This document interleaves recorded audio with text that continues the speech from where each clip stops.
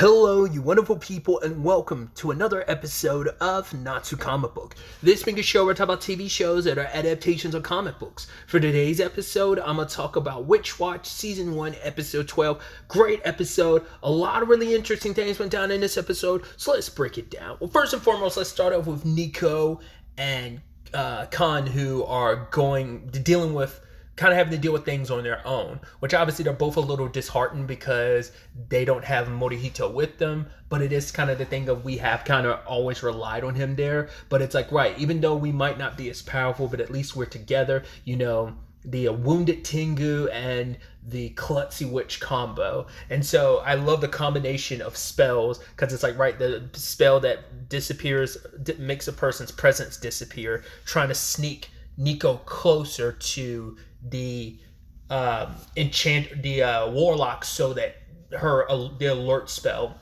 is on her. Once again, that was kind of a debate I had last episode. I was like, all right, because Nemu's didn't activate until she got into the relatively close area, so the warlock has never been around Nico, so that's why it's never gone off. She's probably never been aware of it there, but it's been cast on her from like a very young age, or maybe she was aware of it and just never.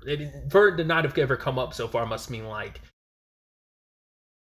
you know, they weren't really sure warlocks were around anymore, but the spells still exist to be cast on, like, you know, new witches and stuff like that, probably when they're born. But either way, the warlock expected, it was like, oh, like, Morihito and Wolf are fighting, so he's like, do you know what?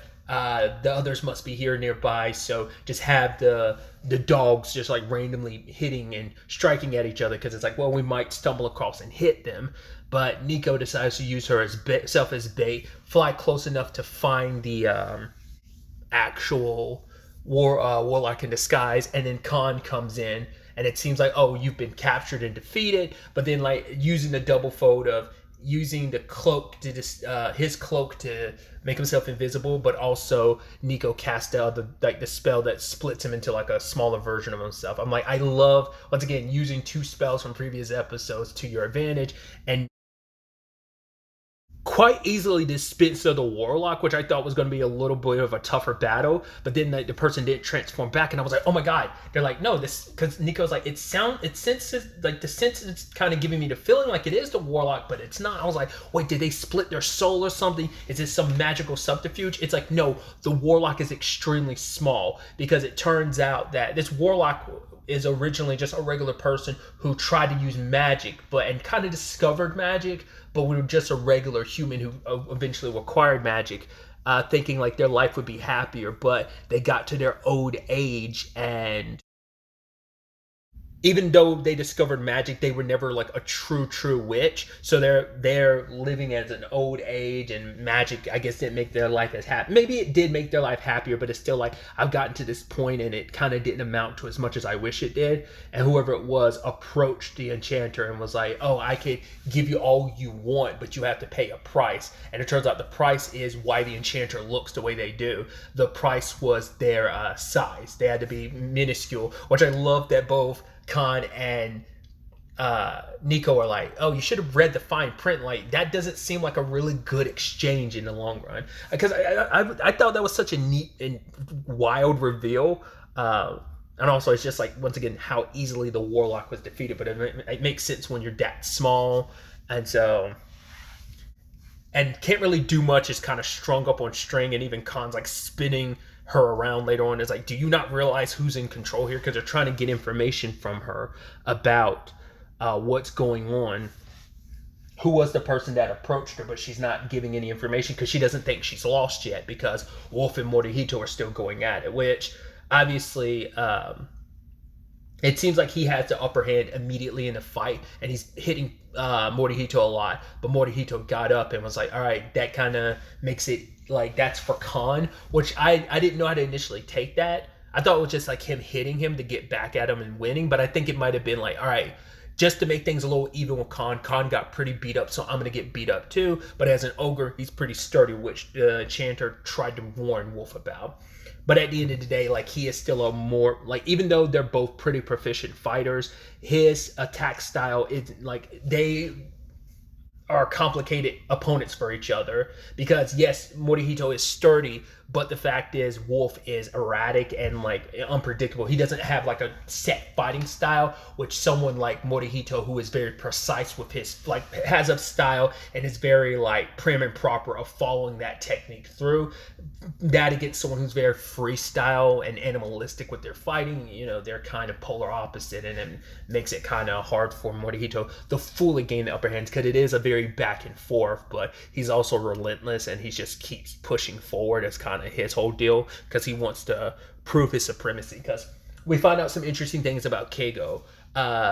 He's a werewolf, even though werewolves are supposed to probably potentially have died off. It seems like this is kind of a locked gene inside of his dad's side of the family. Basically, his dad never unlocked these powers, but it exists on his side of the family, and it awakened in Keigo. Also, Keigo and Wolf's memories are interesting. Wolf has all of Keigo's memories. Keigo does not have all of Wolf's memories. So it's interesting too, because I was just trying to remember. I recently made a parallel to, I brought up and referenced Rosario plus Vampire, because it's a very apt parallel in this regard. And I couldn't remember what the parallel was drawn, but it was like mob circumstances, because I recently, finally finished Mob Psycho. Loved it. Highly recommend. If you've never watched Mob Psycho 100, highly recommend you check it out. But anyway, tangent and all that aside, the reason why I was bringing up Rosario plus Vampire, there's a character, one of the main characters in that series, Mocha, has a very similar constitution to Keigo and Wolf. Funny enough, like Keigo and Wolf, like, they're a werewolf, but this person's a vampire, but she has a similar constitution to an extent where she has two personalities occupying the same body. So she has outer Mocha and then inner Mocha, and their memories share all the way through, unlike Keigo and Wolf's, but it's a similar thing where, like, when Keigo turns into Wolf, his hair turns gray / silver / white, and he gets a little taller and bigger. Similar thing to Mocha. Her hair is naturally pink as outer Mocha. There's reasons for that. Find out much later in the story what those circumstances really are, but inner Mocha is like a little bigger, bustier, and like has white, silver, gray hair. So it's an interesting parallel in that same regard. So I thought that was kind of an interesting. I like yeah, that parallel fits even nicer in so many capacities. Obviously, a big part of separating Morihito from the others was to kind of give Wolf the advantage, because he's like, yeah, in a one-on-one fight, I've got the advantage. And Morihito's like, well, unfortunately for you, like, I am not alone, because luckily the squad shows up. Once again, using another spell from a previous episode, which was literally last episode, the that slimy, like, amoeba spell. Using that, tripping him up, and Morihito landing a powerful blow. There's a lot in this fight, like, especially like how Morihito fought. There's a lot of Luffy elements to his fight. Basically the final blow, not here but later, reminds me a lot of like Luffy's Gatling gun. It's funny enough. It's kind of like his God, I always forget. It's the one he uses to beat. It's his final blow against Crocodile at the end of the Alabasta arc. I want to say it's like, isn't it his Gatling Storm? I believe, because in that case, like, once again, he's like floating and then like punching up. Or in this case, Morihito's doing the exact opposite, and he's floating and punching down. I know, like, I mean, I'm sure Luffy's done that, and I'm just not remembering. But like, it distinctly makes me think of the crocodile fight and the Gatling Storm. So I just thought that was interesting. That's me, especially because like he's doing like the rapid, like super fast punches like Luffy does. Once again, without the whole stretching element to it. But yeah, but Morihito has the advantage because he has his friends by his side, whereas Wolf's by his side, because alone, because he's like, you are under the impression that your enchanter was going to win, but I had faith my friends were going to win and back me up. But Nico has expanded all of her power, so now they can't rely on her magic, because we don't really see Nemu do any magic, so I don't know if she really knows anything that could be applicable in this fight, because she didn't really do anything in that regard. So I'm wondering, like, well, aside from like transforming into a cat, which I'm curious, can she transform into anything else? But maybe she doesn't have anything else that, I mean, they even said it last episode too, witches normally don't have offensive magic. She's just using her magic to be assisting and supporting. So there's no like outright offensive magic that any of them have. And I guess the spells Nico used isn't something Nemu knows how to do. So it's like nothing in my repertoire could probably like really support. And I don't know like what could really help in this situation. So Wolf is back to having the advantage because of his fighting style. But Morihito, it's like, right, he focuses like, I'm not going to get too like caught up in my emotions. He's like, I am going to stay calm, and he's focusing. And I love like how tactic he is. It's like, right, I'm going to keep rapidly hitting very specific points, because that way I force you to have to dodge a very specific way too. And he's like, oh, you think you're going to get me towards the slime, but it's like, nope, because of that you missed, you're going the direction I want you to, and I know where you're going to dodge to, so I strike where you've been wounded before. And I love stuff like that in a fight where it's like, hey, your previous wound has come back to bite you.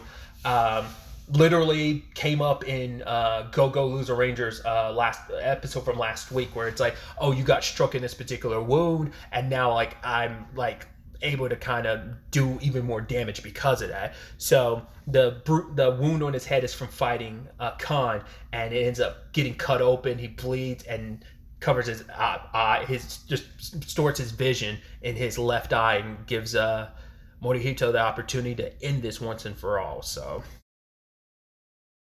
because they were also bringing up the whole point of the Enchanter was like, oh, you can try and kill me if you want to, which they're like, no, we're not going to do that, because that's not how they roll. But the thing is, there's an official pact between the Enchanter and Wolf. So if one of them, if the Enchanter dies, so does Keigo. So that was like, oh, I'm kind of holding him hostage in that regard.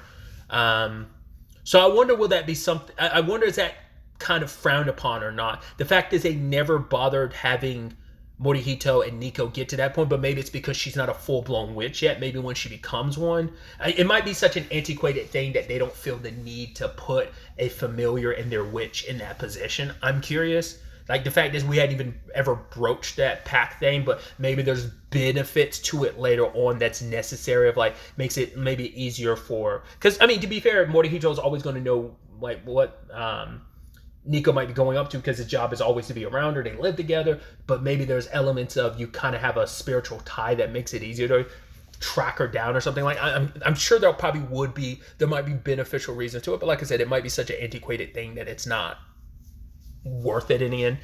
Either way, they're trying to get information out of the Enchanter to find out who was the person that did this, because it's like, hey, if you help us, like, we won't try and kill you, but, you know, we don't want you kind of dangling Keiko's life. But it's like, hey, we could talk to my mom and try to get you help at the village. Like, you could help out to kind of make up for, you know, it's like, at the end of the day, you made a mistake, but it's okay. Like, you know, because Nico's coming from a perspective, we're all witches, and I think we could all come together, look after each other, and learn from each other. And the Enchanter was going to speak, but then she ends up getting killed. So it's like, there's something set in place that the moment she started trying to talk, basically her magic immediately got absorbed. I wonder, is it kind of similar to Suzuki from, slight spoilers for Mob Psycho, how he was like distributing his power to other people? I wonder, is that how that went? Because like, well, because she had a little bit of magic herself, but she also gained a whole bunch of power. I wondered, did that person give her some of their power? And now it's like in a Suzuki thing where I'm like, I'm taking it back, but it's too much of a strain on your body, because I'm not only just taking my power back, I'm also taking yours and killing you in the process. It's like, wow, that's sad. But then it's like, what about Keigo? But luckily, he's okay, because the moment the magic was taken away from her, the pact was immediately undone. So now it's a situation of, well, going forward, we're going to hear everything from you, Keigo, to understand why you did what you did, which involves them going to a bathhouse and enjoying the sauna and stuff. And yes, they're still pissed at him for doing what he did. It's interesting because Nemu ends up telling Nico, and they all find out, that the cure-all that the Enchanter promised Keigo was a lie, because she's not a natural born witch, and those cure-all medicines are born from the umbilical cords of witches. So like, hey, even Nemu has one, and so does Nico. but that witch never had one. So now the question is, like, Nico wants to help out Kago,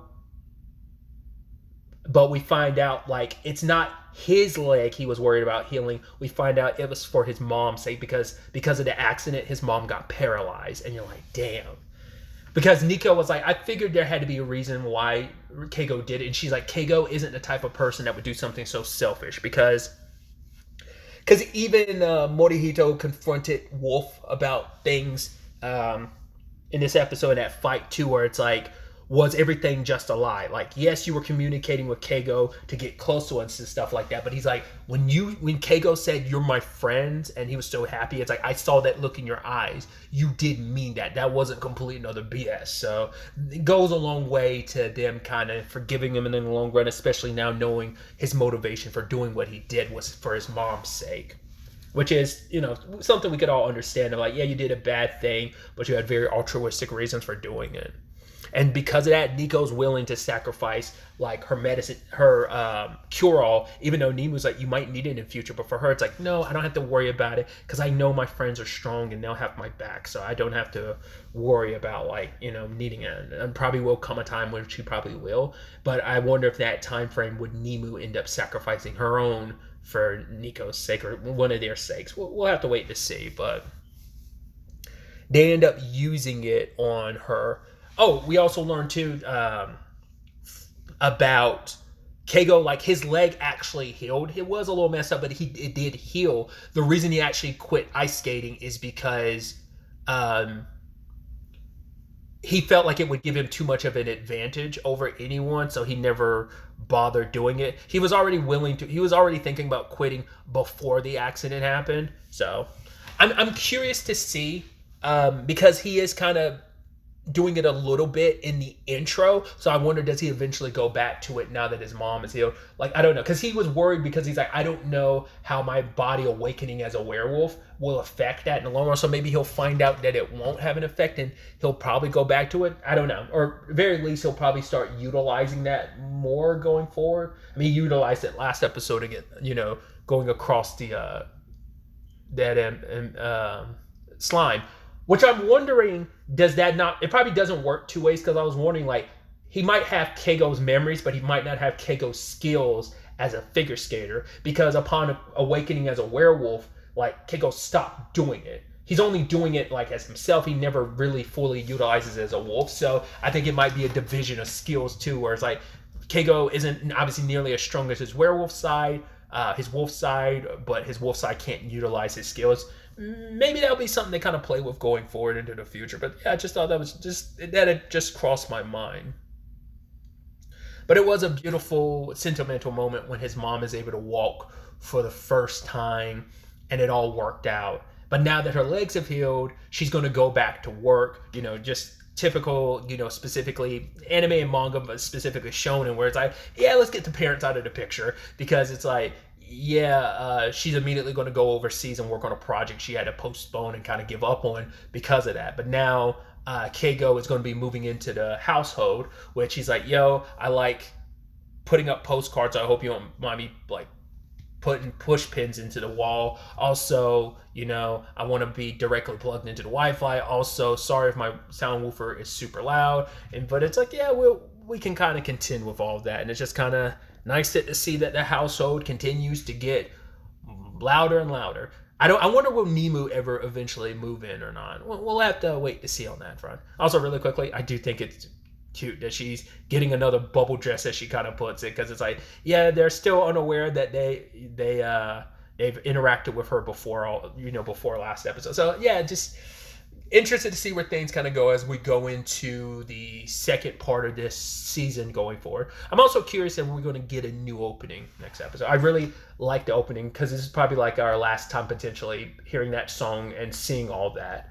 I'd expect we're going to get a new intro, so I'm curious to see what we get in it. And obviously going forward with Kago being, part of the squad and having to contend with his wolf side, all he needs to do is look at any crescent shape and we'll see how that kind of plays out. I'm also curious to see where we set up the whole him and Nemu. Like, she can't get Morihito, but she likes a human familiar. So, and we see a little of the preview, like, okay, there might be something building on that front. Maybe, maybe not. We'll see what shenanigan field adventure they have to contend with next, but there's still that greater threat out there that they'll have to be on the lookout for and contend for going forward. So,